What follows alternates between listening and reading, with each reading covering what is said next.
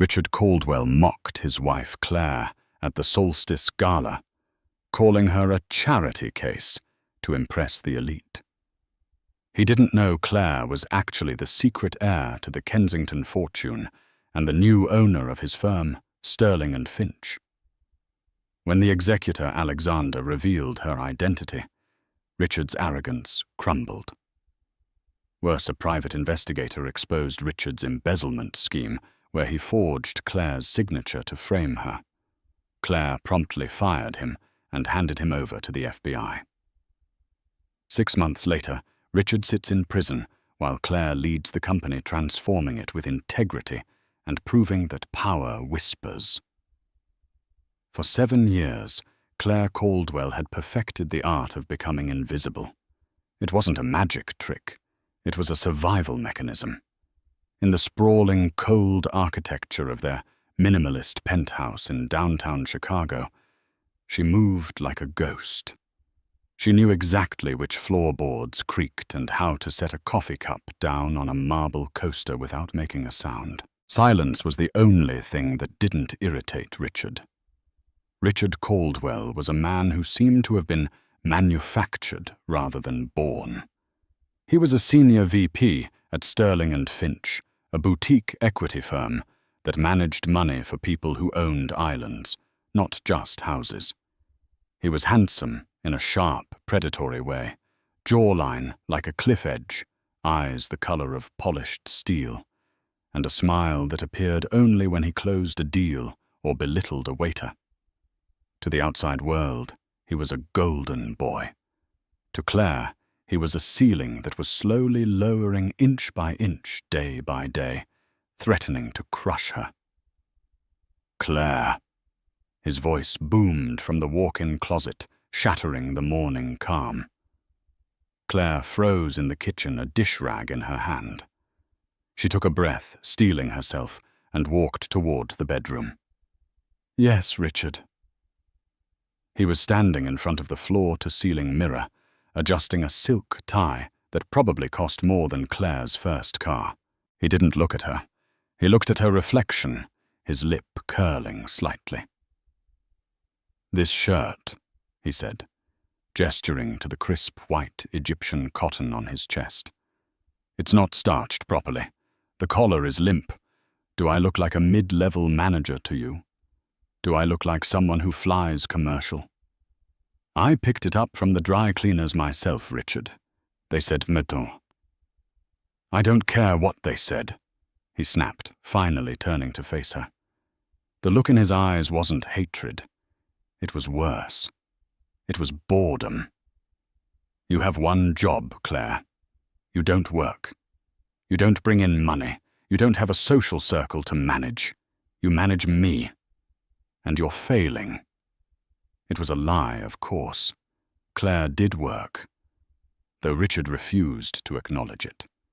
She was a freelance archival researcher, restoring old manuscripts and verifying lineages for historical societies. It paid modestly, but she loved the smell of old paper and the secrets hidden in ink. Richard called it her little hobby and forbade her from talking about it at dinner parties. "Nobody cares about dusty books, Claire. They care about the NASDAQ." "I'm sorry," she said quietly. It was her mantra. "I'll have it redone." "Don't bother. I'm late." He grabbed his jacket. "Tonight." The invitation arrived for the Obsidian Gala. Claire felt a cold knot tighten in her stomach. The Obsidian Gala was the event of the decade. Hosted by the enigmatic Kensington Trust, it was an invite-only gathering of the global elite. Rumors had been swirling for months that the Trust was finally going to announce the successor to the Kensington fortune, a lineage thought to have died out. "Are you taking me?" she asked. Usually, Richard took his executive assistant, a sharp-tongued woman named Jessica, who looked like she was carved out of ice and ambition. Richard laughed a short, barking sound. "Jessica is in Tokyo closing the Nakamura deal. You're the backup. Just try not to embarrass me, all right? Wear something expensive, or at least something that looks like it didn't come from a bin." He brushed past her, checking his reflection one last time. "And Claire, don't speak unless spoken to. These people are sharks. You're barely a minnow." As the elevator doors slid shut, sealing him away, Claire let out a breath she felt she'd been holding for years. She walked over to the window, looking out at the grey skyline. Richard thought she was a minnow. He thought she was a nobody from a small town in Ohio, with no family and no history. He was right about the Ohio part, but he was wrong about the history. Claire walked to her small desk in the guest room, the only room Richard rarely entered, and unlocked the bottom drawer. Inside wasn't jewelry or cash. It was a letter, yellowed with age, postmarked from Zurich, and a heavy signet ring bearing a crest of phoenix rising from a fortress. She ran her thumb over the wax seal. Tonight was the Obsidian Gala. The Kensingtons were hosting. "I won't embarrass you, Richard," she whispered to the empty room. "But you might find the evening enlightening." The limousine ride was suffocating. Richard spent the entire 40 minutes on a call barking orders about shorting a pharmaceutical stock. Claire sat in the corner, smoothing the fabric of her dress. She had disobeyed him. He had thrown a credit card at her and told her to buy something flashy from a designer he liked. Instead, she had worn a vintage gown she found in a specialty boutique. It was a deep midnight blue velvet, high-necked and long-sleeved, with an open back that added a touch of severe elegance. It didn't scream money.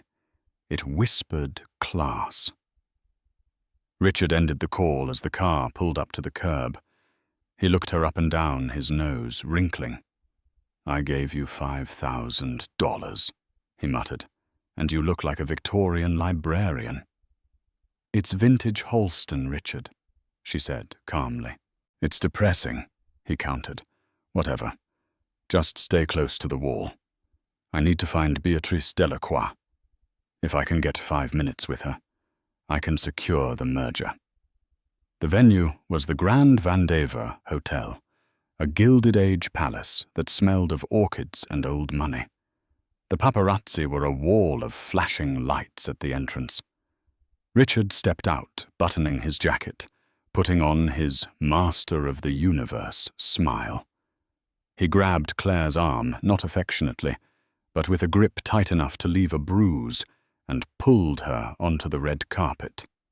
"Smile," he hissed through his teeth as the cameras flashed.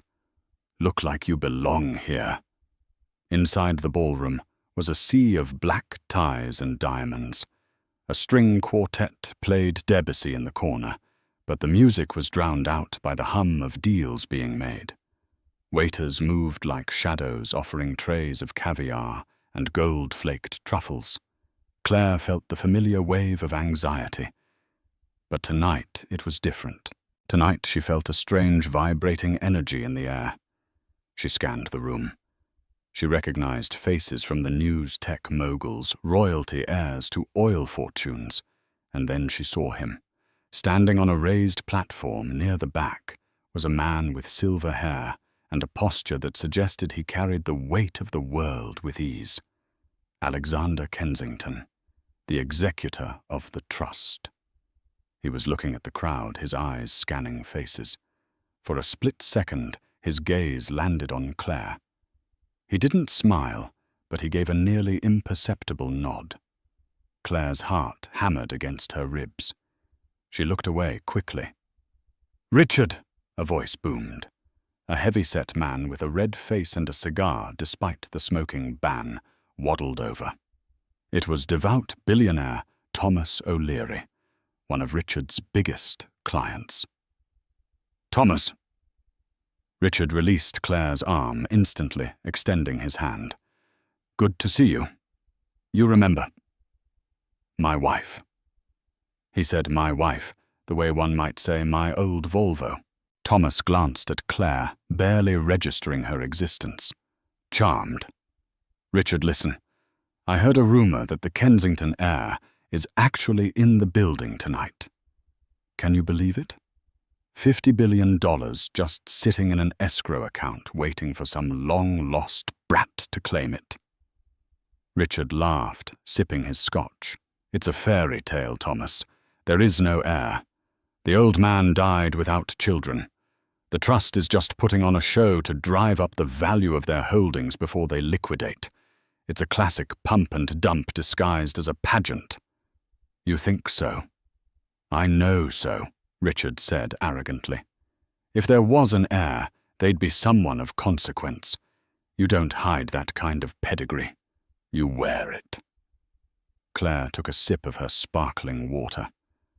You don't hide it, she thought, unless knowing who you are puts a target on your back. Go get me another drink, Claire, Richard said, handing her his empty glass without looking at her. Thomas and I need to talk strategy. Claire took the glass. She was being dismissed. As she walked toward the bar, she felt eyes on her. Not Richard's, not Thomas's, but the eyes of the staff. The head waiter, a man she recognized from previous events, caught her eye. He didn't look through her this time. He looked deferential. Mrs. Caldwell, the bartender said, before she even ordered. Mr. Kensington has requested that the 78 Macallan be reserved for the special guests, but he specifically asked if you would like a glass. Claire froze. I think my husband wants a scotch and soda. The bartender smiled, a genuine knowing smile. Of course. And for you, madam, just water. Thank you. She returned to Richard, who was now encircled by a group of young, hungry associates and the stunning Beatrice Delacroix. Beatrice was everything Claire wasn't, loud blonde, and wearing a dress that was more skin than fabric. Richard was in his element. He was holding court. Oh, look, she's back, Richard said, as Claire approached. The group turned to look at her. Beatrice smirked. Is this the little wife? Beatrice asked, her voice dripping with faux sweetness. Richard talks about you, occasionally. Here's your drink, Richard, Claire said, extending the glass. Richard didn't take it immediately. He let her hold it there, her arm outstretched for a few uncomfortable seconds. A power play. You know, Richard said to the group, loud enough for the nearby tables to hear. I was just telling Beatrice about our honeymoon, or rather the lack of one. The group chuckled. Claire here is terrified of flying, Richard lied. And boats, and really anything that involves leaving the house. I tried to take her to the Maldives and she had a panic attack in the terminal. We ended up spending 2 weeks in her aunt's cabin in Wisconsin. It was a complete fabrication. Richard had cancelled their honeymoon to go on a golf trip with his boss. Oh, you poor thing, Beatrice cooed, touching Richard's arm. It must be so hard, Richard being married to someone so fragile. It's a charity project, really, Richard said, taking the drink finally. But I'm a patient man. Everyone needs a hobby. Some people collect cars. I collect broken things. The group erupted in laughter. Heat rose in Claire's cheeks, not from embarrassment, but from a sudden white-hot fury. She looked at Richard, really looked at him. She saw the insecurity behind the arrogance. She saw a man so desperate to be big that he had to make everyone else small. She was about to speak, to finally say something, when the lights in the ballroom dimmed. A hush fell over the crowd. A spotlight hit the stage. Alexander Kensington walked up to the microphone. Ladies and gentlemen, his voice echoed through the silence. Welcome to the Obsidian Gala. Tonight is not just a celebration of wealth. It is a celebration of truth. Richard leaned into Beatrice, whispering loud enough for Claire to hear. "Here comes the show. Watch him trot out some actor to play the long-lost prince." "Tonight," Alexander continued, "marks the end of the Kensington Trust's guardianship. For 30 years we have managed the estate of the late Silas Kensington, waiting for the stipulations of his will to be met. The search has been long. It has been global. And it has been secret." The room was dead silent. "Many of you believe the line ended. Many of you." Alexander's eyes seemed to drill into Richard. "Believe this is a performance. But I am pleased to announce that the heir has been found. The sole beneficiary of the Kensington estate, valued at approximately $62 billion, including the controlling interest in Sterling and Finch." Richard choked on his drink. "Sterling and Finch. That's my firm. The Kensingtons own the controlling interest." "They do now," Beatrice whispered, stepping away from him slightly. "The heir is in this room," Alexander announced. A murmur ran through the crowd. People began looking around, eyeing each other suspiciously. "Is it you?" Someone asked a duke. "Is it him?" Someone pointed at a tech CEO. "And," Alexander said, raising a hand, "the heir has requested that before they step forward, we acknowledge the people who have supported them on their journey." Richard straightened his tie. "It's got to be someone in this circle. Maybe it's Beatrice. Beatrice, is it you?" Beatrice shook her head, looking wide-eyed. "The heir," Alexander said, "is a woman of immense patience. A woman who has endured slants.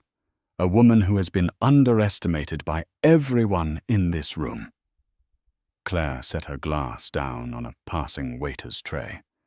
Her hands were shaking, but she clasped them together. Richard scoffed. "Sounds like a sob story. Probably some waitress they found." "Richard," Claire said. Her voice was low, but it cut through the murmuring crowd like a razor. "Not now, Claire," Richard hissed, standing on his tiptoes to see the stage. "I'm trying to see who it is." "Richard," she said again, louder.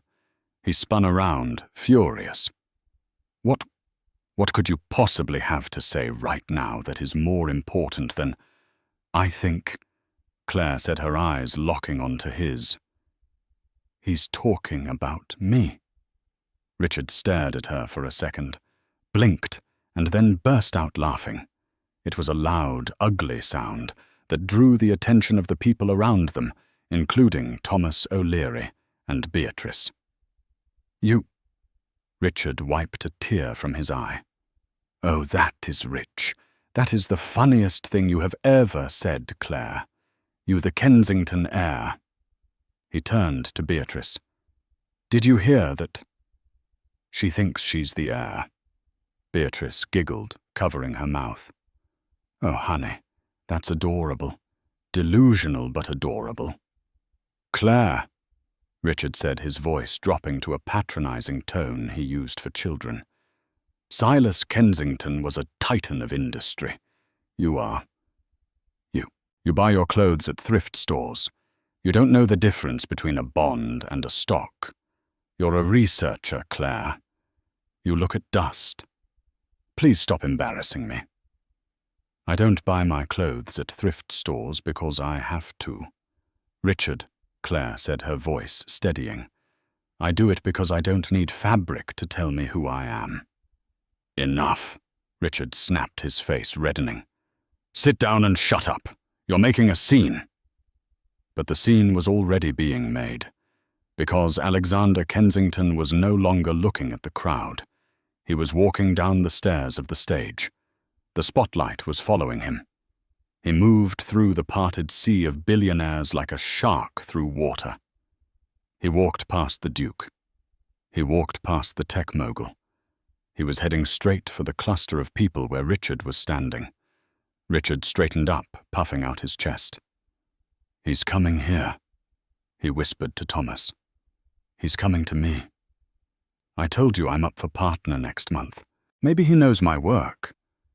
Richard stepped forward, extending his hand as Alexander approached. "Mr. Kensington, an honor. Richard Caldwell, Sterling and Finch. I've admired your—" Alexander Kensington walked right past Richard's outstretched hand. He didn't even slow down. He brushed past Richard's shoulder, knocking him slightly off balance. Richard stumbled, turning around in shock. "Excuse me." Alexander stopped. He was standing 3 feet in front of Claire. The entire ballroom went silent. The music had stopped. The clinking of glasses had ceased. Every eye in the room was fixed on the woman in the midnight blue velvet dress. Alexander Kensington bowed. It wasn't a nod. It was a deep, formal bow, the kind reserved for monarchs. "Madame," Alexander said, his voice carrying in the silence, "we have awaited your command." Claire looked at Alexander. Then she slowly turned her gaze to Richard. Richard's face had gone the color of ash. His mouth was opening and closing, but no sound was coming out. Beatrice had backed away, her hands trembling. "Thank you, Alexander," Claire said. Her voice was different now. The softness was gone, replaced by a cool, regal authority. "I believe it is time." "Time for what?" Richard squeaked, finding his voice. "Claire, what is this? Is this a prank? Did you hire him?" Claire ignored him. She stepped forward, Alexander falling into step just behind her right shoulder, the position of a bodyguard and advisor. "Alexander," Claire said, "could you please clarify for my husband? Sorry, my current husband, the exact nature of the Sterling and Finch ownership structure." Alexander pulled a document from his jacket pocket. "Certainly, madame. The Kensington estate holds 51% of the voting shares of Sterling and Finch. Effectively, you own the company Mr. Caldwell works for." "I see," Claire said. She turned to Richard. "So, Richard, about that promotion you were expecting." "Claire," Richard stammered, sweat beading on his forehead. He looked around at the crowd, seeing their expressions morph from amusement to shock to calculation. They were realizing the power had just shifted. "Claire, baby, let's talk about this in private. This is a lot to process." "In private?" Claire raised an eyebrow. "Like the way you mocked me in private this morning, or the way you mocked me in public 5 minutes ago." She turned to the crowd. She saw the faces of the people who had laughed at Richard's jokes about her. "Richard loves to tell stories." Claire addressed the group, her voice ringing clear. "He told you I was a charity case. He told you he picked me up from the gutter." She took a step closer to Richard. He actually shrank back. "My mother was Silas Kensington's only daughter," she said. "She left this world because she hated the hypocrisy of people like you, Richard. She wanted me to grow up understanding the value of $1, not just the price of it.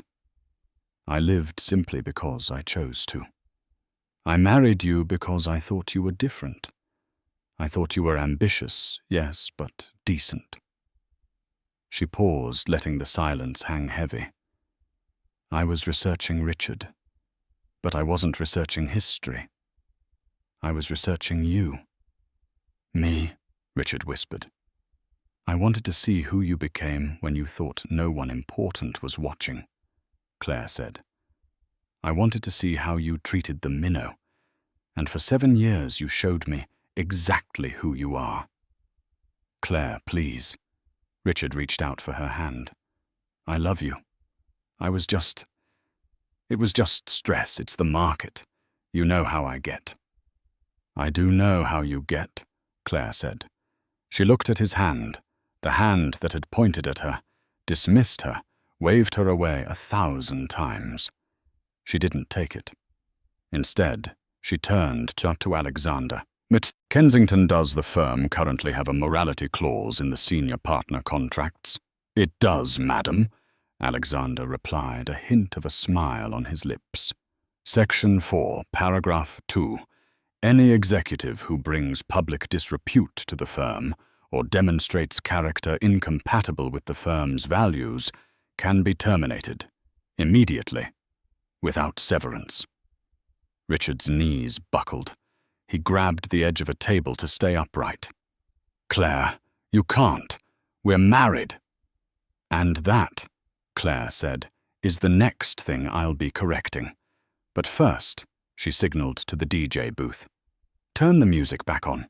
I believe I have some networking to do." As the music swelled, Claire turned her back on Richard. But the drama was far from over. Because as Richard stood there, humiliated and trembling, a woman stepped out of the shadows near the service entrance. It wasn't a guest.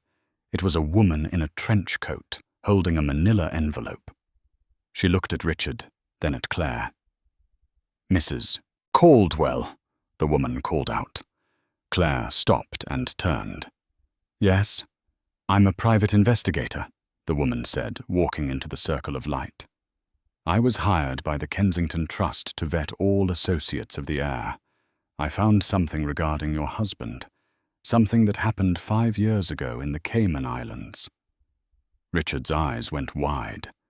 Panic, sheer and primal, took over his face. "No," he mouthed. "No, don't." Claire looked at Richard's terrified face, then at the investigator. "Speak," Claire commanded. The ballroom was suspended in a silence so thick it felt like the air had been sucked out of the room. The private investigator, a woman named Sarah Harper, with eyes that looked like they had seen every sin humanity was capable of committing, opened the manila envelope. She didn't hand the papers to Claire. She handed them to Alexander Kensington. Alexander adjusted his glasses, scanning the documents. His face, usually an impassive mask of corporate stoicism, hardened into granite. He looked up, his gaze fixing on Richard with a terrifying intensity. "Richard," Alexander said, his voice deadly calm, "would you like to explain to the room what Project Blue Heron is?" Richard's face, previously pale, now flushed a mottled red. He tugged at his collar. I don't know what you're talking about. It's probably some administrative error. A clerical mix-up." "A clerical mix-up," Alexander repeated, his voice dripping with ice. "Interesting choice of words." He held up a document for the nearest guests to see. 5 years ago. Sarah Harper stepped in, her voice projecting clearly. Richard Caldwell opened a shell company in the Cayman Islands called Blue Heron Holdings. Over the last 60 months, he has been systematically siphoning funds from Sterling and Finch's high-risk accounts into this holding company. Small amounts at first, rounding errors, then larger sums, skimming off the top of returns before reporting them to clients. The crowd gasped. Embezzlement was the one sin the elite did not forgive. You could be cruel, you could be unfaithful, but you could not steal from your own tribe. "That's a lie," Richard screamed, his composure finally shattering. "You can't prove that account isn't in my name." "No," Sarah said, pulling out a second sheet of paper. "It isn't. That's the clever part, isn't it, Richard? You didn't put your name on the signature card. You forged a signature." Claire felt a cold shiver run down her spine. She looked at Richard, who was now sweating profusely, his eyes darting toward the exit. "Whose signature did he forge?" Claire asked, though she already felt the sick dread of the answer in her stomach. Sarah looked at Claire with pity. "Yours, Mrs. Caldwell. The account is registered to Claire Miller Caldwell. He set it up using your social security number and your old passport information. If this scheme had been discovered by the SEC, the trail wouldn't have led to Richard. It would have led to you. You would be the one facing 20 years in federal prison for wire fraud." The revelation hit Claire like a physical blow. She took a step back, her hand flying to her mouth. It wasn't just greed. It was a fail-safe. Richard hadn't just used her as a maid and a punching bag for his ego. He had curated her as his scapegoat. He had kept her small, kept her isolated, and kept her ignorant of their finances so that if the walls ever closed in, he could throw her to the wolves and walk away clean. "My wife handles the confusing paperwork," he would have said. "I had no idea." "You monster," Beatrice Delacroix whispered, backing away from Richard as if he were contagious. Even she, with her loose morals, looked horrified. "Claire, listen," Richard stammered, holding his hands up. It was an insurance policy for us. If the market crashed, we needed a nest egg. I put it in your name to protect us. To protect us!" Claire's voice was barely a whisper, but it trembled with a rage she had never known she possessed. "You set me up to go to jail, Richard. You stole millions and you signed my name." She walked toward him. The fear she used to feel when he raised his voice, the anxiety of displeasing him, it all evaporated. In its place was a cold, hard clarity. "I spent 7 years worrying about starched collars and coaster placement," Claire said, her voice rising. "I walked on eggshells to keep you happy, and all that time you were building a cage for me." "I did what I had to do," Richard yelled, cornered. "You don't understand this world, Claire. It's dog eat dog. I needed leverage, and you were just there. You were nothing. You were happy being nothing." "I was never nothing," Claire said. "I was just waiting." She turned to Alexander. "Mr. Kensington, as the majority shareholder of Sterling and Finch, I believe I have a fiduciary duty to report internal theft immediately." "Indeed you do, madame," Alexander said. He pulled a phone from his pocket. "I have the federal authorities on speed dial. They are actually stationed in the lobby waiting for my signal. We've been tracking the Blue Heron account for 3 months. We just needed to confirm the signature was forged." You knew?" Richard looked between Alexander and Claire. "We suspected," Alexander said. "We needed to see if you would confess or implicate your wife. Tonight you proved exactly who you are." Richard looked at the doors. 2 men in dark suits were already entering the ballroom, moving through the crowd with purpose. The FBI. Panic overtook him. Richard Caldwell, the man who prided himself on control, lunged. He didn't lunge for the door. He lunged for Claire. "You witch!"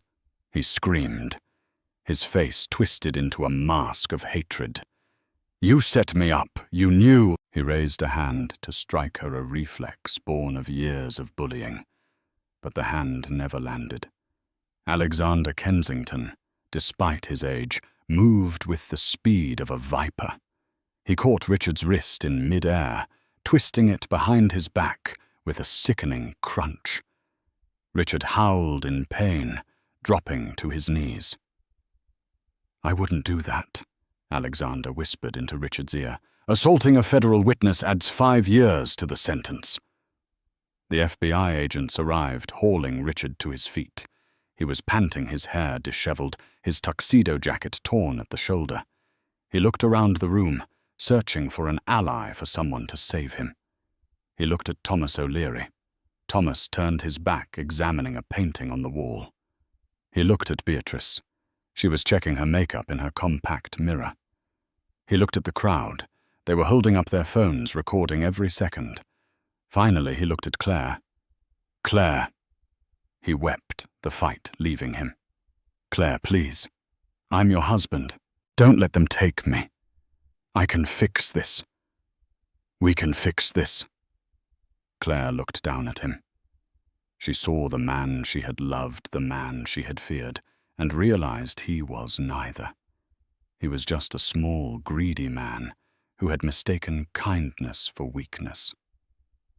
"You're right, Richard," she said softly. "You are my husband, and as your wife I'll make sure you have the best legal representation." Richard's eyes lit up with hope.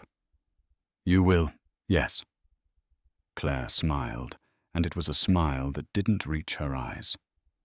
"I'll hire a lawyer to ensure the divorce papers are served to you in your cell properly. Goodbye, Richard." The agents dragged him away. His screams of "Claire, Claire" echoed through the gilded hall until the heavy oak doors slammed shut, silencing him. The ballroom was quiet for a heartbeat. Then slowly the string quartet began to play again. Alexander straightened his jacket and turned to Claire. "Are you all right, madame?" Claire took a deep breath. She felt lighter, as if gravity had released its hold on her. "I'm fine, Alexander. Actually, I'm starving. Is there any way we can get a cheeseburger?" Alexander smiled. "I own the hotel, madam. We can get you whatever you wish." The weeks following the Obsidian Gala were a blur of flashbulbs, lawyers, and headlines. The video of Richard's arrest had gone viral, accumulating 50 million views in 48 hours. The title of the most popular upload was "Billionaire Heiress Evicts Husband from Reality." Claire moved out of the sterile penthouse she had shared with Richard. She didn't want it. She instructed Alexander to sell it furniture, clothes, and all, and donate the proceeds to a shelter for victims of domestic financial abuse. She moved into the Kensington estate, a sprawling historic mansion on the North Shore that sat on a cliff overlooking Lake Michigan. It was a fortress of stone and ivy, filled with the history of her ancestors. For the first time in her life, she had a home that couldn't be taken away from her. But the war wasn't over. Richard was in custody, denied bail due to being a flight risk thanks to his hidden offshore accounts, but he was fighting. He had hired a sleazy defense attorney named Saul Vance, no relation to the banned name list known for getting white-collar criminals off on technicalities. Claire sat in the library of the Kensington estate, surrounded by stacks of leather-bound books. Alexander sat across from her, pouring tea. "He's pleading not guilty," Alexander said, placing a document on the desk. "His lawyer is arguing that you were a willing participant in the Blue Heron scheme. He claims you signed the documents yourself and are now framing Richard to keep the Kensington fortune to yourself." Claire laughed, a dry, humorless sound. "He's delusional. The handwriting experts have already confirmed the forgery." "He knows he can't win on the facts," Alexander warned. "He's trying to win in the court of public opinion. He's leaking stories to the tabloids, painting you as the unstable, vindictive wife. He's saying you were mentally ill, that he was your caretaker." Claire's hands tightened around her teacup. "He's still trying to control the narrative, even from a jail cell." "We need to cut off his oxygen," Alexander said. "We have the criminal charges locked down, but the divorce, that is where he thinks he can hurt you. He is demanding spousal support. He claims he became accustomed to a certain lifestyle, a lifestyle he claims he provided, but which he is now arguing he deserves compensation for because your secret wealth caused him emotional distress." "He wants alimony?" Claire asked, incredulous. "From the woman he tried to frame for a felony." "The law can be peculiar," Alexander admitted. "However, I have taken the liberty of arranging a meeting with his legal team. They want a settlement. They want $10 million to go away quietly and stop the press leaks." Claire stood up and walked to the window. She watched the waves crash against the rocks below. $10 million, she mused. "That's a lot of money, even for me." "It is pocket change to the estate," Alexander reminded her. "But it is the principle." "No," Claire turned around. Her eyes were hard. He doesn't get a settlement. He doesn't get a payoff. If I give him 10 million, he wins. He walks away thinking he outsmarted me one last time. Then what do you propose? I want to meet him, Claire said. Madam, I advise against that. He is dangerous. He's in a supervised visitation room behind bulletproof glass, Claire said. He's not dangerous anymore. He's just pathetic. I need to look him in the eye, Alexander. I need him to know that the checkbook is closed. The Cook County Metropolitan Correctional Center was a stark contrast to the Grand Vanderveer Hotel. The walls were cinder block, painted a depressing shade of institutional green. The air smelled of floor wax and stale sweat. Claire sat on a metal stool. On the other side of the thick glass sat Richard. He looked terrible. His designer haircut had grown out shaggy and unkempt. He was wearing an orange jumpsuit that washed out his complexion.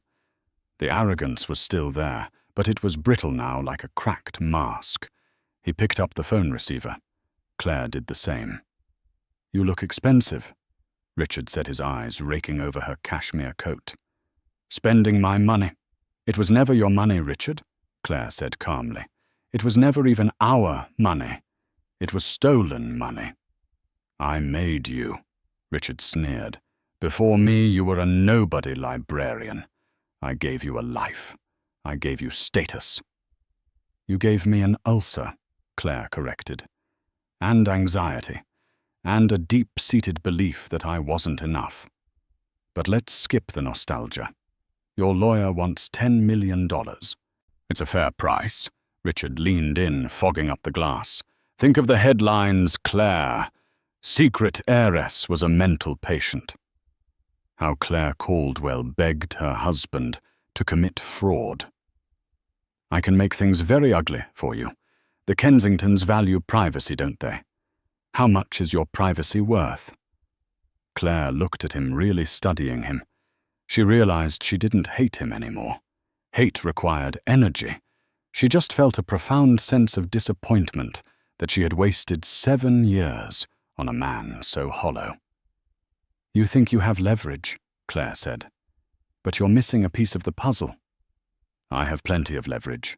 I know where the bodies are buried." "Richard," Claire sighed. "Do you remember the prenuptial agreement?" Richard laughed. "We didn't sign one. I insisted on it, because I thought you were a gold digger. Best mistake I ever made. That means I'm entitled to half of everything acquired during the marriage.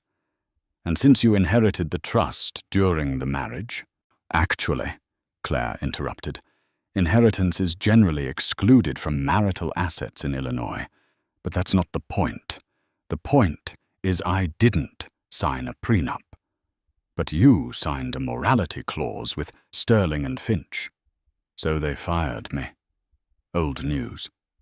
"Yes," Claire said. "But do you know who holds your personal debt? The mortgage on the penthouse?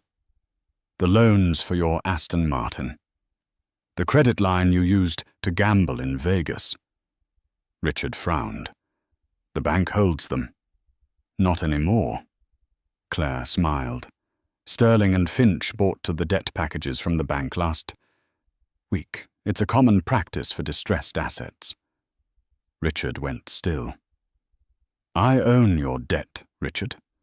All $4 million of it. And since you are currently unemployed, incarcerated, and have no assets because the government seized your accounts," she leaned in closer to the glass, "I am calling in the loans immediately." Richard's mouth opened, but no words came out. "If you continue to leak stories to the press," Claire said, her voice dropping to a whisper, "I will ensure that not only do you stay in prison for the fraud, but I will bury you in civil lawsuits for the debt. You will never own a credit card again. You will never own a car. When you get out of here in 10 or 15 years, every penny you make bagging groceries will be garnished to pay me back." Richard stared at her, the blood draining from his face. He realized the trap had snapped shut. He had no cards left to play. However, Claire continued, I am generous. If you sign the divorce papers today, uncontested, no alimony, no settlement, and you issue a public retraction of your lies, I might be inclined to forgive the debt. I'll let you start at 0 instead of -4 million. She placed a hand on the glass. It's a one-time offer, Richard. It expires when I walk out that door. Richard looked at the door. He looked at Claire. He looked at the orange jumpsuit reflected in the glass. The master of the universe was gone. All that was left was a desperate man. Where do I sign? He whispered. The wind at 50 stories up didn't just blow. It hummed. It was a low vibrational frequency that resonated against the reinforced glass of the Kensington Tower, a sound that Claire had come to associate with freedom. It had been exactly 6 months since the night of the solstice gala. 6 months since the world had tilted on its axis, sliding Richard Caldwell off the edge and leaving Claire standing firm at the center. Claire stood on the private terrace of the chairman's suite, her hands resting lightly on the cold limestone railing. The Chicago skyline stretched out before her, a sprawling grid of amber lights and steel canyons, beginning to glow as the autumn sun dipped below the horizon. The air was crisp, biting with the promise of winter, but Claire didn't shiver. She didn't feel the cold the way she used to. She adjusted the cuff of her jacket. She wasn't wearing the invisible grey cardigans of her past life, nor the ill-fitting dresses Richard used to criticize. Today she wore a bespoke suit commissioned from a tailor in Milan, sharp, architectural, and white. Not the white of surrender, but the blinding white of a supernova. Her hair, once pulled back in a severe apologetic bun, was now cut into a sleek, chin-length bob that framed her face with precision. She took a sip of her espresso, the bitter warmth grounding her. From this height, the people down on the street were just specks. Minnows Richard would have called them. But Claire didn't see minnows. She saw the city she now helped shape. In the last half-year, she had cleaned house. Sterling and Finch was no longer the predatory shark tank Richard had thrived in. Under her direction, and with Alexander's ruthless efficiency in executing her vision, they had pivoted. They had divested from the volatility of high-frequency trading and moved into sustainable infrastructure and ethical tech. The old guard, the men who had laughed at Richard's jokes about his charity case wife, had been systematically interviewed, evaluated, and in many cases escorted out of the building with their severance packages and non-disclosure agreements. Claire had learned that mercy didn't mean weakness, but she also learned that keeping toxic people in power was a cruelty to everyone else. The heavy glass door behind her slid open with a soft hydraulic hiss. Claire didn't jump. She didn't flinch. She simply turned, her movements fluid and deliberate. Alexander Kensington stood in the doorway. The wind caught his silver hair, but he looked as impeccable as ever, a tablet tucked under his arm. "The board is gathering, Madam Chairman," Alexander said, his voice cutting through the wind. "The quarterly projections are prepped. They are nervous about the renewable energy acquisition in Nevada, but they will vote whichever way you signal." "They're nervous because they lack imagination." "Alexander," Claire said, stepping back inside the climate-controlled quiet of the office. "They look at a desert and see sand. I look at it and see the future of the power grid. We aren't just managing wealth anymore. We're building a legacy. Make sure Thomas O'Leary knows that if he interrupts me today, I'm buying his golf club and turning it into a public park." Alexander allowed himself a rare, dry chuckle. "I believe Mr. O'Leary has learned his lesson after the last meeting. He is terrified of you, Claire." "Good," she replied. "Fear keeps them honest. Respect keeps them loyal. I'll settle for the former until I earn the latter. She walked toward her desk, a slab of black obsidian that seemed to float in the center of the room.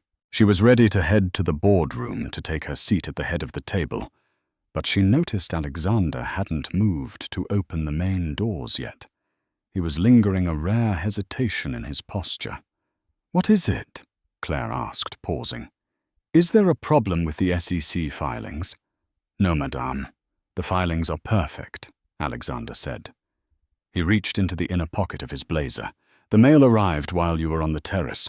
Most of it was screened by the assistants as per protocol. But this was marked as personal. It bypassed the filters because of the return address." He held out a white envelope.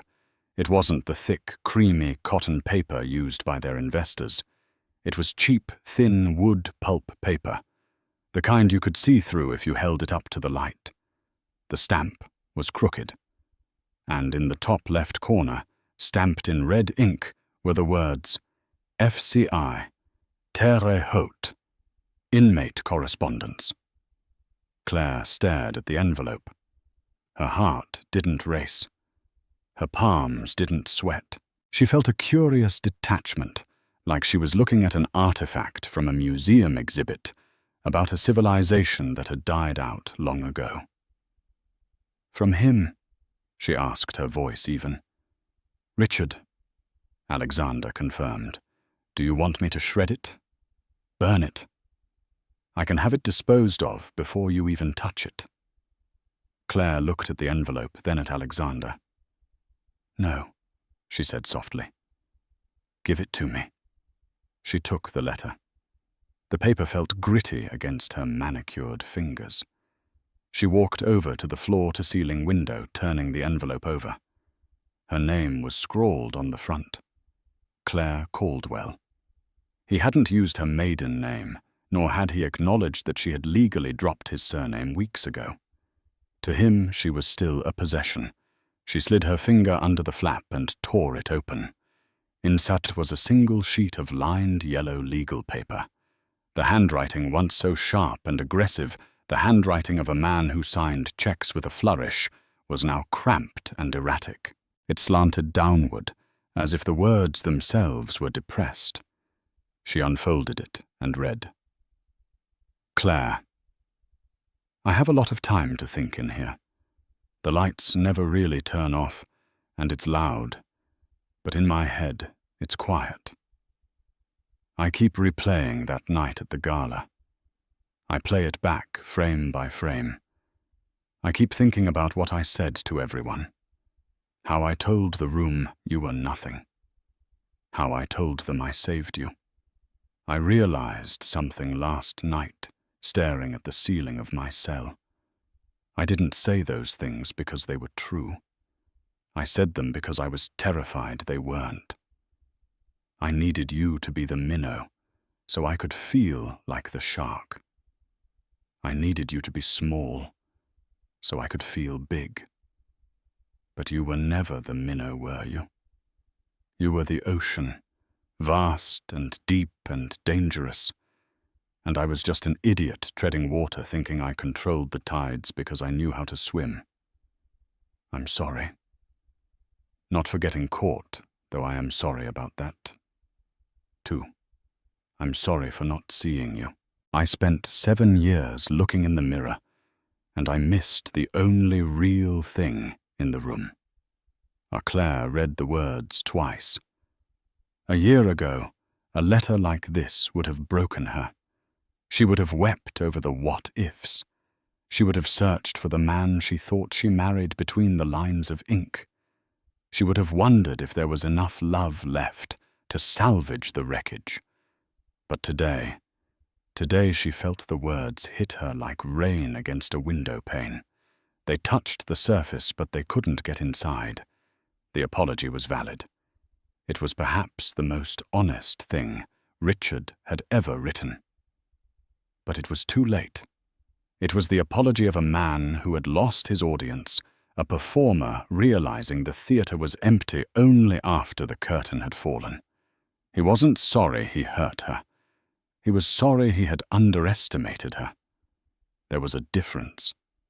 She looked up from the paper, her reflection staring back at her in the darkened glass. She saw the woman Richard described the ocean. He was right. She was vast. She was powerful. And oceans didn't mourn the stones thrown into their depths.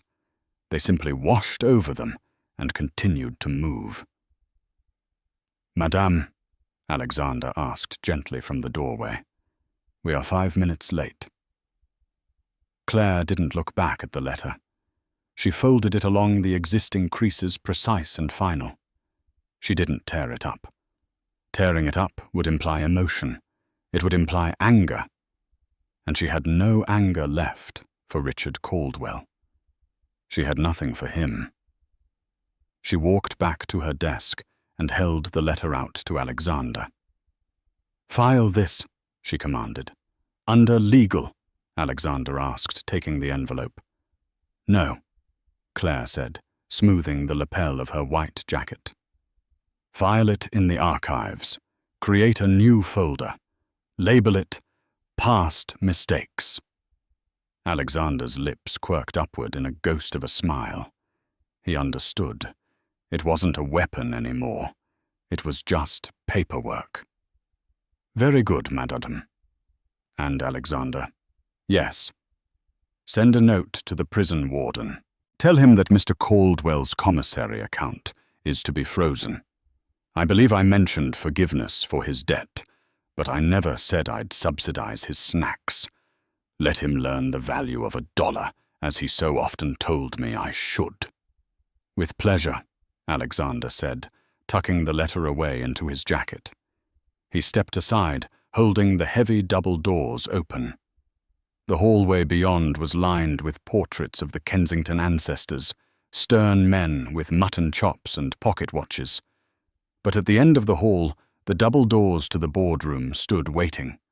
Claire could hear the low murmur of voices from inside. The 20 most powerful men in Chicago were in that room waiting for her, waiting for the charity case, waiting for the librarian. She took a breath. It wasn't a nervous breath. It was fuel. The sound of her heels on the marble floor was a rhythmic, authoritative percussion as she walked down the hall. Click, click, click. As she reached the boardroom, the doors swung open. The conversation inside ceased instantly. 20 heads turned. 20 spines straightened. The rustle of expensive fabric filled the air as one by one the board members stood up. It wasn't a courtesy. It was a reflex. Claire walked to the head of the long mahogany table. She didn't sit immediately. She placed her hands on the leather back of the chairman's chair and looked around the room, meeting the eyes of every man there. She let the silence stretch heavy and pregnant with power. She wasn't hiding in the shadows of history anymore. She was making it. "Gentlemen," Claire said, her voice clear, resonant, and undeniably in charge. "Please sit down. We have a world to rebuild, and I'm tired of waiting." Claire's story isn't just about money or revenge. It's about the silent strength that so many people carry hidden beneath the surface. Richard thought value was something you shouted about, something you wore on your wrist or drove on the highway. But Claire proved that true power is knowing exactly who you are, even when the world and the people closest to you try to tell you you're nothing. She rose from the ashes of a toxic marriage, not because she inherited a fortune, but because she finally inherited her own self-worth. Wow, what a journey for Claire, from the invisible wife to the CEO of the Skyline. If you enjoyed this story of justice and karma, please hit that like button. It really helps the channel. And tell me in the comments, do you think Richard deserved a second chance, or did he get exactly what was coming to him? I read every comment. Don't forget to subscribe and ring the bell so you don't miss the next story. Thanks for watching, and remember, never underestimate the quiet ones.